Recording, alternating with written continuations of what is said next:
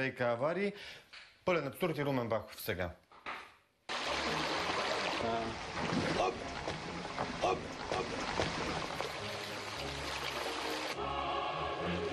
Човека, който виждате, не е каскадьор, нито пък скучаещ гражданин. Решил да се изкъпе в дупка Зейнала на улица.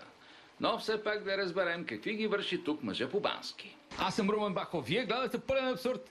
А екипът ни се намира на улица Волга срещу номер 4 в Пловдив. Здравейте, добър ден. Извинявайте, подобно плажуване не съм виждал. Ми е неудобство, защото ми нарушавате плажа, но въпреки това ще ви отговоря. Отговорете ми какви ги вършите тук.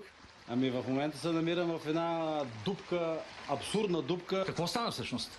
Ами преди 4 часа господата, облечени в униформи на ВиК, спряха кран, който е на 2 метра под мен. Да. На въпроса ми, защо спирате този кран и за колко ще продължи това безводие, те ми отговориха: господин, имаме голяма авария, няма да имате вода известно време, ще ви създадем това неудобство, но ще копаем на място, където сега съм аз. Басейнът ще стане по-голям и ще бъдем в конкуренция с общинския басейн на булевард Марица.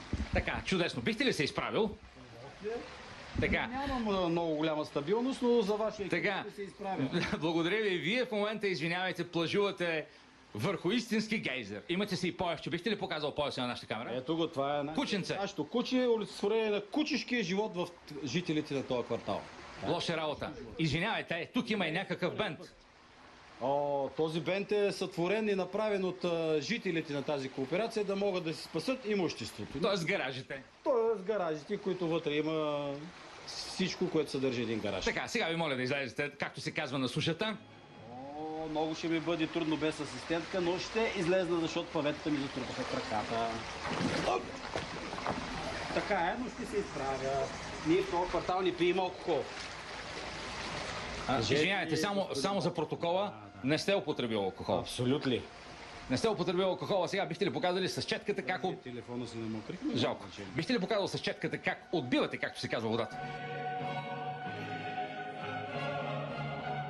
Дали бих могъл да дойда до вас? Забележете, господин Бахов, това е екометла.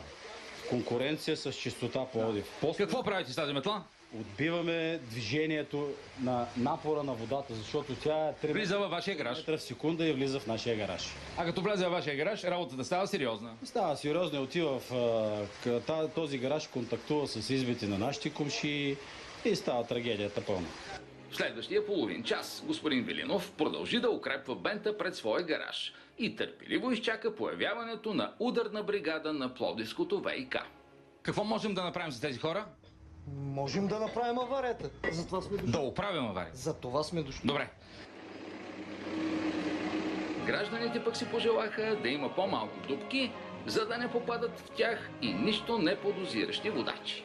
Доволен съм, защото този проблем трябва да се реши, защото все пак се случва за 10-ти път това събитие, което е в момента. И се надявам общата да вземе мерки заедно с ВиК да отстранят този казус, както и сме спирателните камъни. Защото проблемът е там, за което сме сигнализирали предварително около месец.